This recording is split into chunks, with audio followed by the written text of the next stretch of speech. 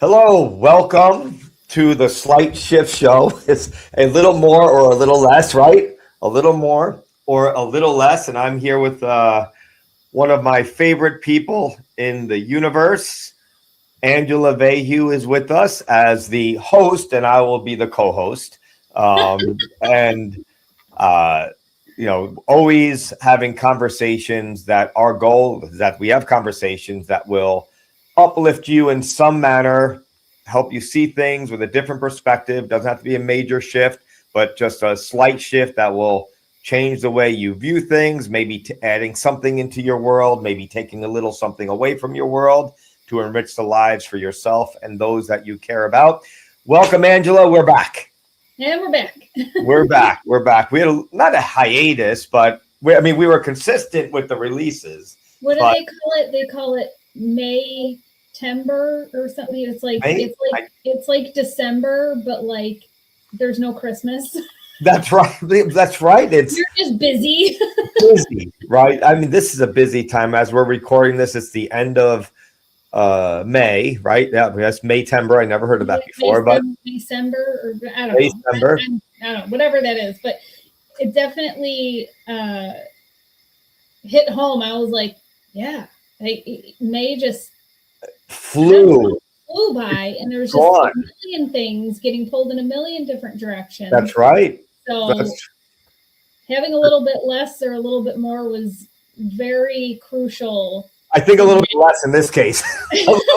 a little bit more time and a little bit less things to do. I think everybody would agree that would be beneficial. But is Misha still out of school or still in school? She's still in school. She actually is bridging tonight for Girl Scouts. What that means? That sounds like she's bridging from a daisy to a brownie. So kind of she's getting promoted. Yeah. So, wow.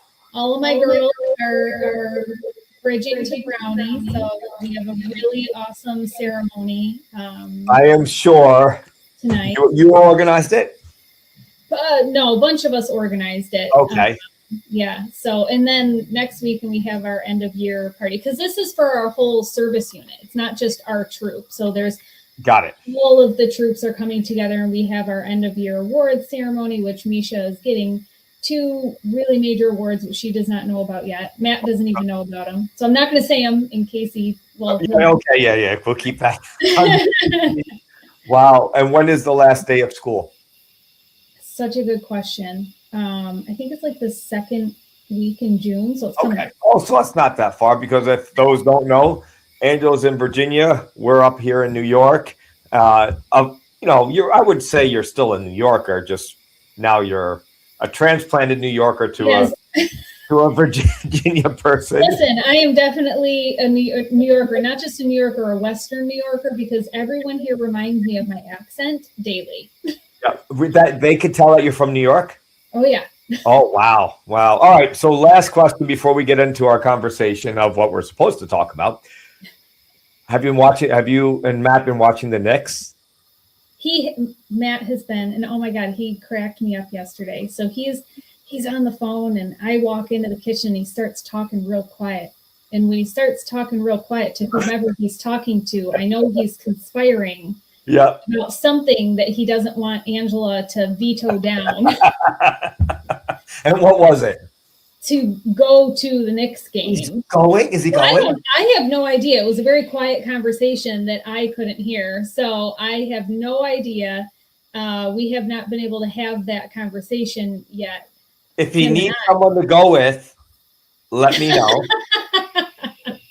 So last night, I'm not a huge sports fan, but I love watching that team, the Knicks. Because of, number one, like talk about business development or personal, or like the culture that they have amongst the players, and seeing the players actually have fun playing with each other and then joking around after, because 3 of the people that are starters went to college together. And they were on the same college team, Villanova, and then they all graduated. They ended up on the same professional basketball team, and they're like brothers. And they're so meshed in the culture, and there's no ego. they're like, it's not about how many points can I get. There are some people who are just amazing, but so Yeah. I'm watching them. And last night I watched the opposing team. They're going to a game 7. It's the Spurs and the Oklahoma, I forgot, Thunder. And they're watching, and my wife says, "You really have to watch." I go, "Yes, I have to figure out how to coach the Knicks." And she goes, "Oh, so now you're their coach?" I go, "Yes." I'm going Yeah. to be a bench side coach because I'm Yeah. going to look at their strategy to see how Yeah. the Knicks are going to win, right? I said, Yeah. I'm invested in this. Yeah. But Well, I'm I'm very invested as well. I guess so. So anyway, that's New Yorkers. So we're New Yorkers at the core. But Yeah. all right, so our conversation, I think, is very timely today, as we're doing our pre-show show. We're going to be talking about things that the world needs a little bit more of, and then what the world needs a little bit less of. And we have a whole list, and I guarantee we won't get through our whole list today. But for some of that list, for some of it, we said, all right, you get to choose the little bit more, and then I get to choose a little bit less, right? Yeah. So what do you think that our world, I guess it could be our world, your world, or the people in your world that you believe they need a little bit more of? Okay, so the one that I chose, and I've kind of talked about this thought of, like how would my 9-year-old self have reacted? What would my 10-year-old self have said, or whatever? So I do think that this is for the whole world, not just me or like my people or whatever. But I think we just all need a little bit more courage. I feel like with everything being at our fingertips and all the social media and all the comparison that happens, like when we were growing up, we didn't really have that. And so I feel like courage just felt different. And it was different back when we were growing up versus, kids growing up now. And then how does courage change throughout our lives as we're growing and developing and things like that? But I think we all could use a little more courage. Do you think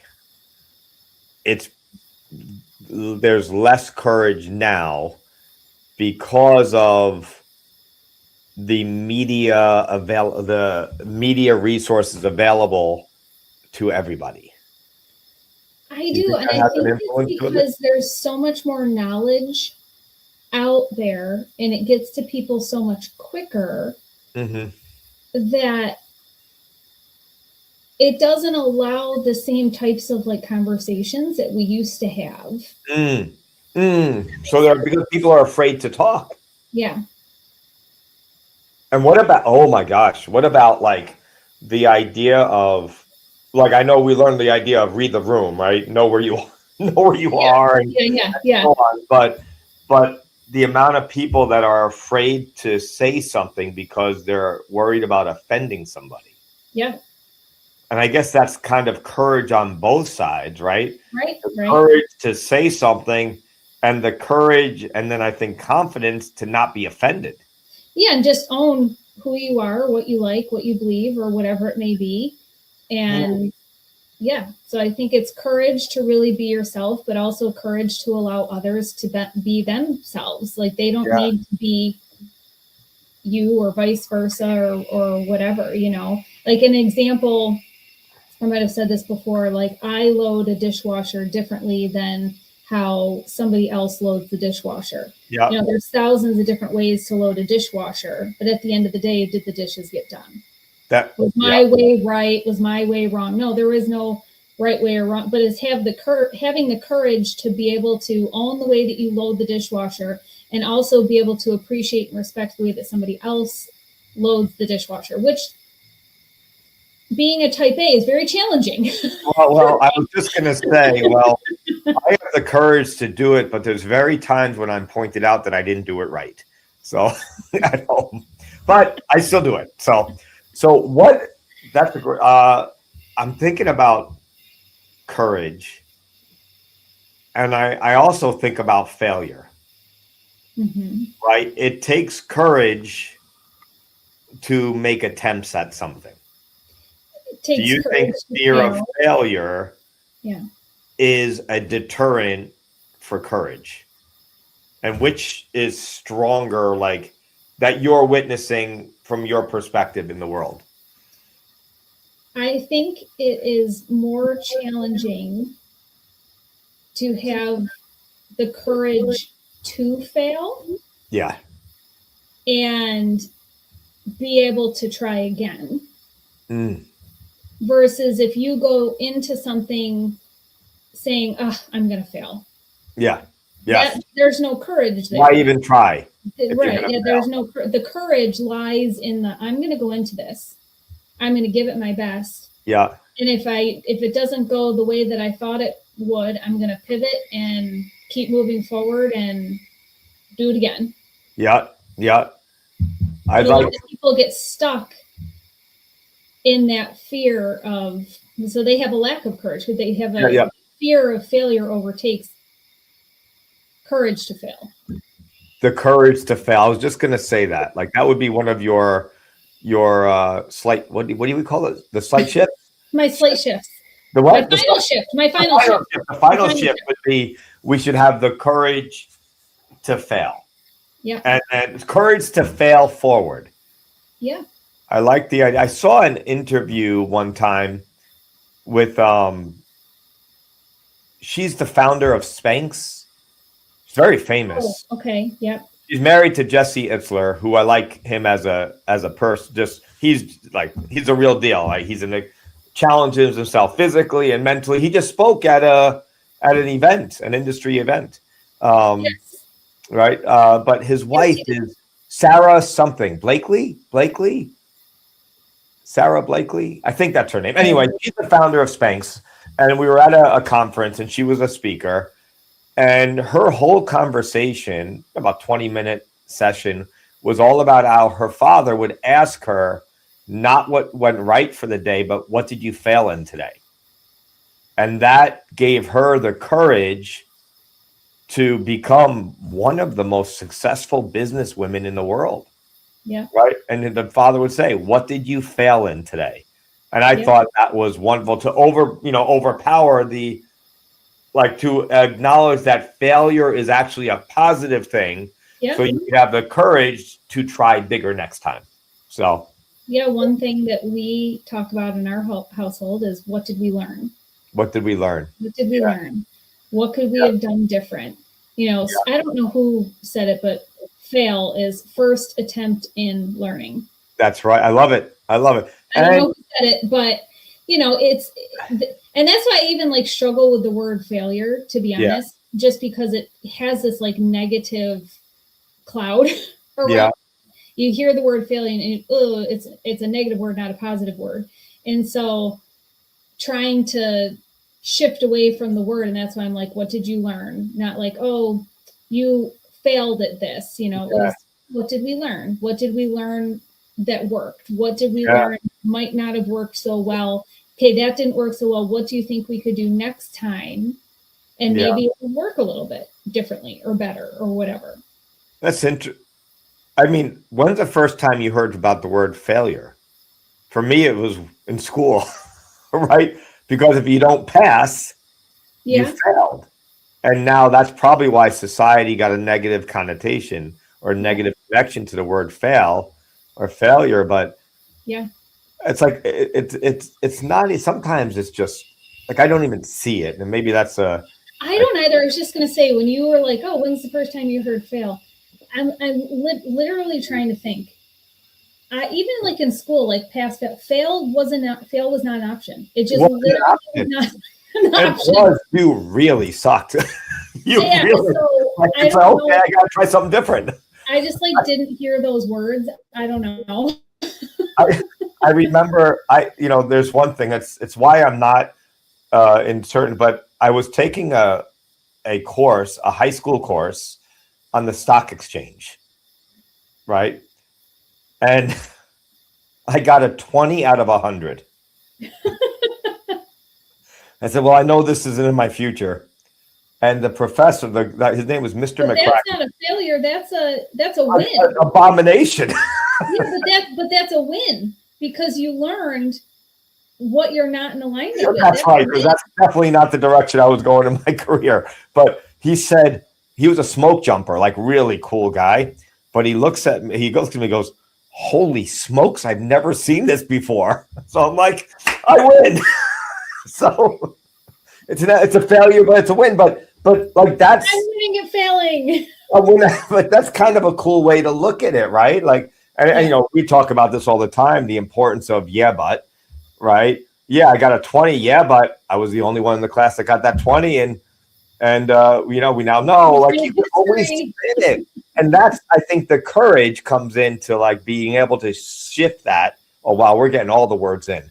The courage to be able to make a slight shift and look at it and say, well, like you said, effective questioning. What could I have done different? What did I learn? Right, and what am I doing next? That I think takes courage. Yeah. All right, so we need more courage. Hope everybody heard that. All right, for me, let me see. I wish we had, you know what we should do is we should put all these in a cup and pull out the cup. Oh, well, we could do that next time. We could do that. All right. I think we need, in the list that I'm looking at, less excuses. Yes. Less excuses. I heard this saying a long time ago, actually from my original Taekwondo teacher. He said, excuses is a sign of weakness.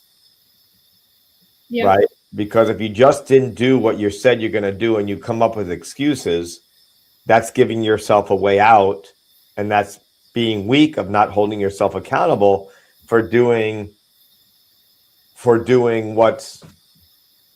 was right. My wife always says this.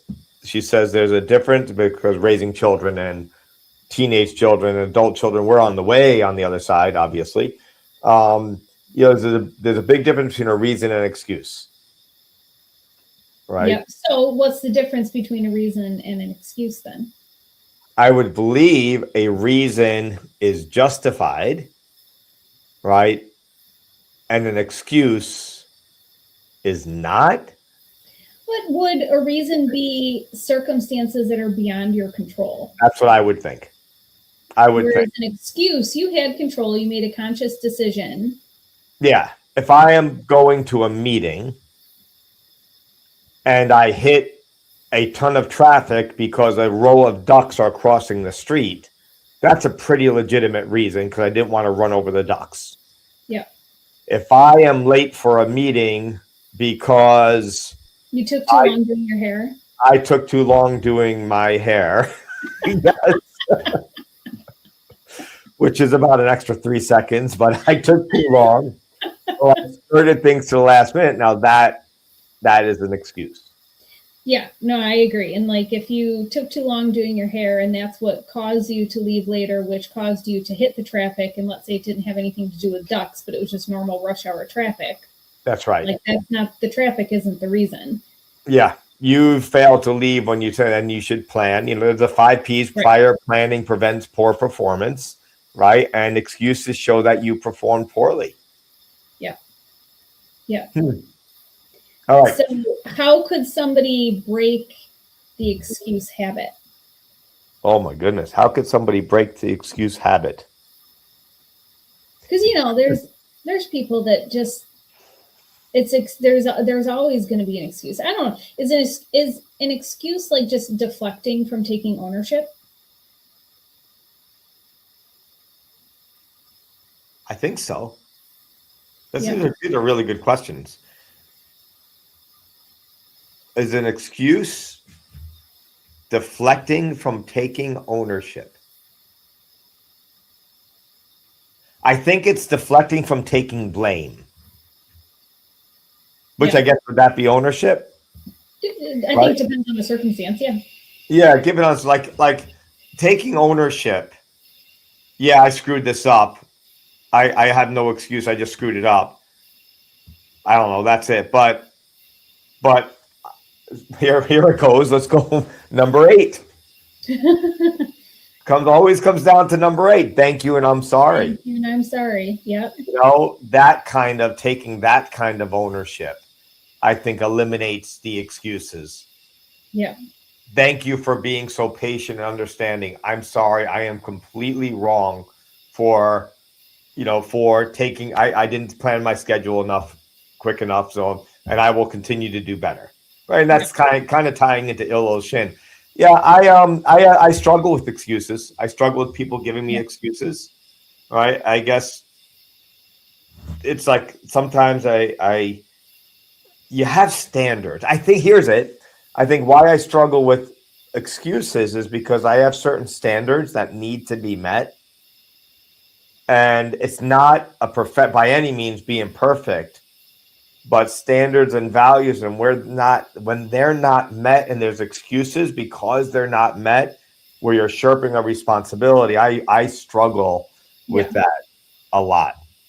I think the shift here could be really hearing yourself if you, in that moment, if it's you, and saying, okay, is this an excuse or a reason? And then vice versa, if you're on the receiving end, like somebody is telling you something, asking thoughtful questions back to determine if this is a reason or an excuse. And having the courage, going back to what we need more of, to accept the fact that, no, I made an excuse, and look introspectively and accept it and say, all right, that's where you say, I'm going to do better next time. That was totally an excuse, and a lame one at that. Sorry. Yeah. I own it. Right. Take ownership to it. And the worst, I think, is when somebody makes an excuse because somebody else. Yeah. They blame others for when it's 100% on them. Have you experienced that's the deflecting. That's the deflecting. Yeah. And a lot of people, don't want to speak for people deflect, also coming from a lack of courage. Yeah. Yep. That's right. Well, it's all intertwined. I didn't realize that. All right. So we need more courage, less excuses. Let's sneak in one more. So what else do we need? Okay. More of.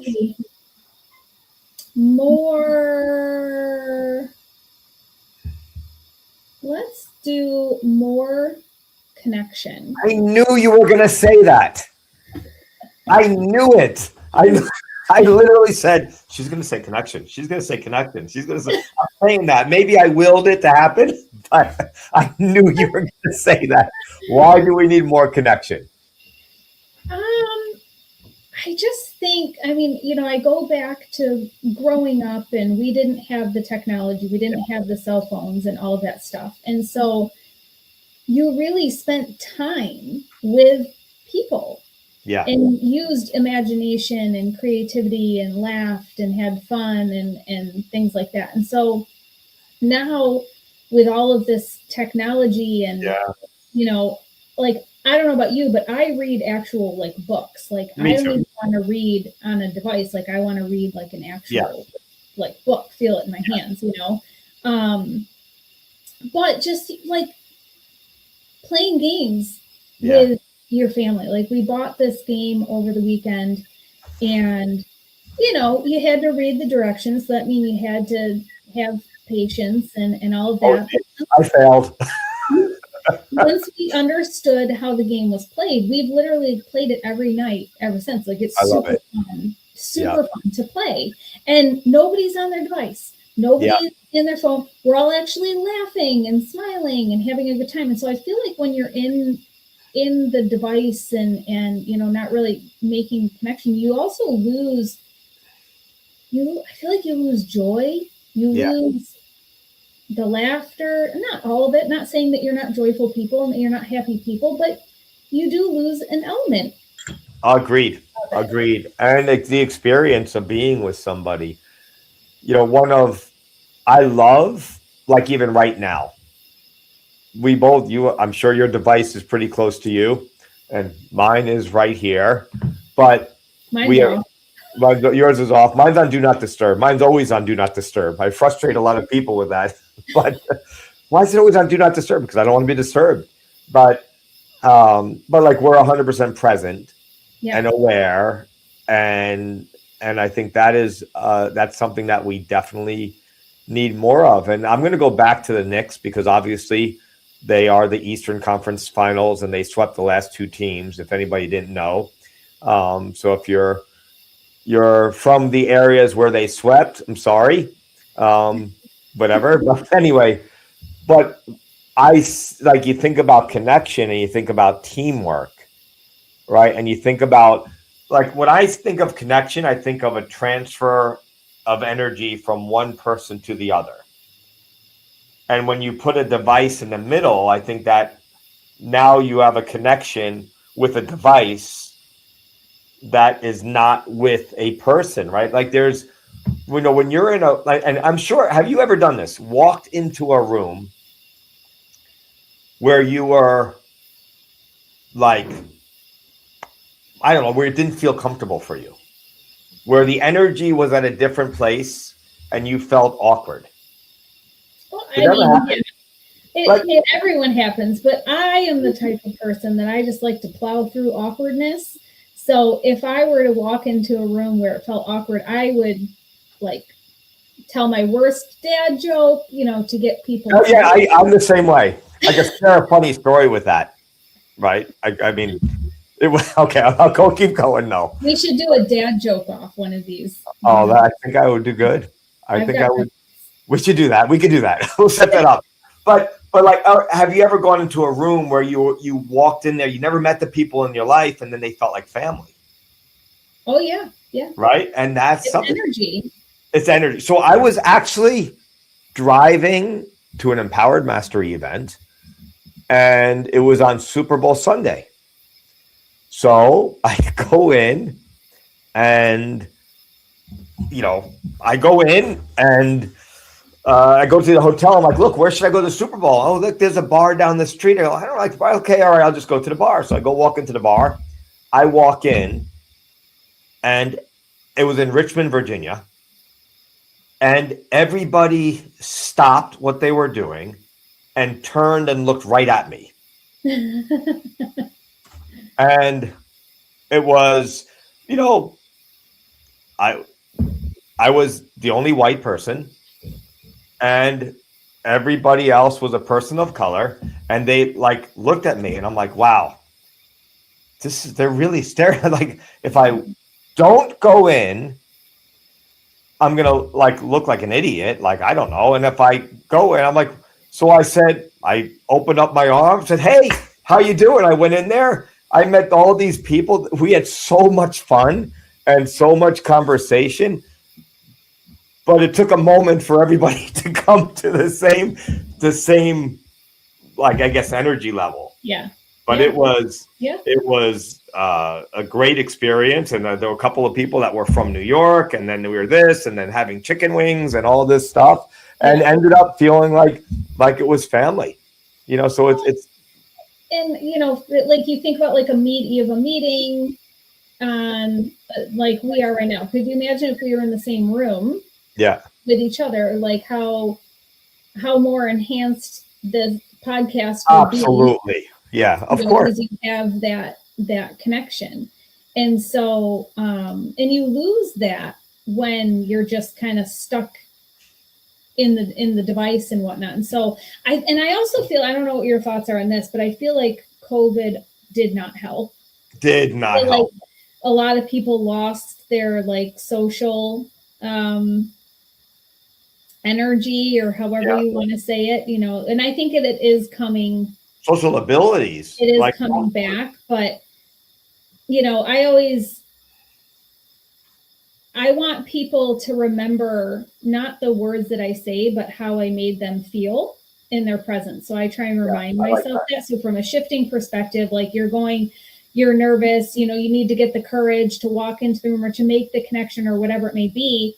Just remind yourself, like, how do I want this person to feel being in my presence? Do I want them to feel down and gloomy and sad, or do I want them to feel brighter and uplifted and happy and confident or whatever? And so we've said this before, like what you plant is what will grow. And so the energy in which you're giving off within those connections is what you'll get back too. So, and that's, I think, you and I give off selfless energy, right? We want to go out of our way to help others and make people. I mean, I still refer to your worthy ideal when I work with people of being a light for others when they can't see any, right? Like that's so awesome. And so perfect and genuine, and like just want to be a beacon of light for those people who are having a really hard time. And my wife does that beautifully, by the way. Like she always wears yellow because she wants to be the sun, Yeah. right? So like, but the idea of giving off that selfless energy, then like even again when I went into that place, for like a split second, I was like, wow, this is awkward, and it would have been fine, but everybody stopped and looked. But then when I went, it was as if Stopped and looked. You just walked right in, I sat would have down. walked right in, but it was literally it was from like a movie. It was, but it worked out wonderfully, and it goes to say like connection. It doesn't like true connection. It doesn't matter. Like that's the thing that is challenging right now is people judge, right? It doesn't matter. You make the connection because you want to be a positive contributor Oh, that should to be one of the society. lessons. Is that on our list? Less judgment. Less judgment. Oh my goodness. Less judgment. Yeah, that should be a good one. But anyway, so definitely connection. If I was to say, we'll do one more, a less than taking a less, we need less. The list is good. I'm going to say less comparison. I knew it. Oh my God. You knew it? I knew it. You knew it? Less I was like, comparison. he's gonna say less comparison. I just know it. Oh, I that's should so have wrote it down, Yeah. so that it could prove that I did know that. See, you know why? Because we have a good connection. I knew what you were going to say. You knew what I was going to say. But less comparison. We did not chat about any of this. No. We did not. No. This is not staged for sure. I believe less connect. What did I say? No. Comparison. And I talk about this quote all the time. Teddy Roosevelt: "Comparison is the thief of joy." And if you have the ability to not compare, and you could just focus on where you are, where you want to go, or the things, and be grateful for the things that you have, I think that's the golden ticket. And then it's that comparison. More gratitude. Yeah. How many people? So many people compare themselves. Like you see on social media, like, oh, this perfect family and this perfect vacation and this perfect this and this perfect that, and you're like, oh my God, Disney World is the most perfect magical family vacation. They make it so perfect. And then I go to Disney World and I want to chop my feet off. I'm like, this was horrible.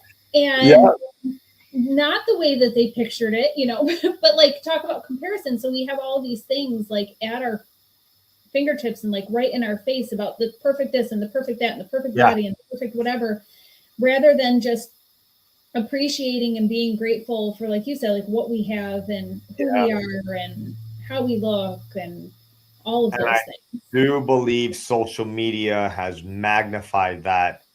Yeah. In such a way. Like I don't know if you're ever guilty of it. I am, right? Like, I mean, even I go on, it's the middle, like, what is it? We're in the end of May, beautiful day outside, it's sunny.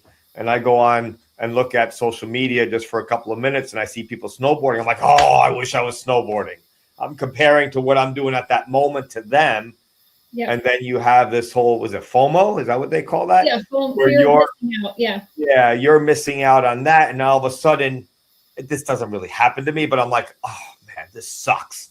Like I could see how, like, because I'm not on a vacation. I'm not on this, or I'm not doing that. And now you have this subconscious comparison that is actually hurting yourself internally. Yeah. Oh, I'm not a good mom because I'm not making this most perfect lunch with heart-shaped cheese and whatever, That's a comparison. And I think, the idea of comparison is the thief of joy. And I also do strongly believe that social media has just exasperated that in such a negative way, and a big, huge contributor to mental health issues, I think, all over the place. So what is how do you beat, you asked me one of them, like, how do I beat courage? I think, how do I make sure I have courage, or Yeah. How do you overcome comparison? Well, that's a good question. I think, we constantly are comparing ourselves Yeah. to others. Well, here's where yeah, but could come in. You Yeah. have somebody who Mm, posts this great yeah. vacation or whatever. You could be like, yeah, but I got to sit out on my back patio and see all of the stars on this clear Yeah. night and, have this magical moment and experience with my daughter Yeah. or whatever. So I think, yeah, but Yeah. will definitely help I think at a tremendously. conscious level, absolutely. I'll give my final shift now. My Okay. Yeah. final shift will be we constantly are comparing ourselves to others. Mm-hmm. In comparison, I feel should only come within yourself. And Mm-hmm. so, how did I show up as a mom yesterday versus today? Like I'm comparing how I am in my presence today versus how am I being better every day? Am I being Every day. better? That's where the comparison. So from a shifting perspective, if you find yourself comparing yourself or your situation or whatever to somebody else, I Yeah. challenge you to shift that comparison to yourself yesterday or to yourself, a week ago or a year ago. We get so caught up and we get so narrow in our Yeah. viewpoint that we miss all of the growth and amazing experiences that we had, and we just totally discount them and we dismiss them Yeah. rather than honor them and celebrate them. And that is 100% the true essence of illusion, right? That we're better every day. And I also think you can even compare yourself from the mistake you made 5 minutes ago to making a decision that you're not making the mistake now, and acknowledging the fact that no, all right, yeah, I screwed up, but now I'm doing better. I just have to hold to it. Like, I mean, it could be, it should be like that. It takes courage, right? Yeah. And it all comes, and then you're eliminating the excuses, like all the stuff. But it could be a year, it could be a month, it could be a week, it could be a day, it could literally be a second. Yeah. Right? What the biggest thing is, like, you make this moment, you take this moment, and like at this moment, I'm doing better. Yeah. And you acknowledge the fact, oh, I'm doing better right now. And if you just stack these seconds, that turns into minutes, that turns into hours, that turns into days. Now you're on this really good trajectory, but it's got to start somewhere. And comparison lies within. Mm-hmm. It's not external. And I feel like for whatever reason, and I don't know, I guess I would have to look up like comparison on the dictionary or whatever, but I feel like comparison in our world is so externally recognized. Yes. And it should be internal. It should be internally recognized. And it's societal, right? Isn't it based on society's norms too? Yeah. Right. And but that's actually not new. That's even before social media. Yeah. They would have magazines come out, right? And they would have like women's, like, don't they have Men's Health? Sexiest man alive, Women's Health. Is there a Women's Health? Well, I guess the comparison I always looked at back then was the Sports Illustrated swimsuit issues. Sports Illustrated, yes. That's right, right? But now you have, and now all of a sudden, younger people are comparing themselves to that. And now that is maybe not reality, but then that also affects self-esteem. But they're not even taking into account Photoshop and all the. That's right. That's right. And I think, again, illusion is to be better every day.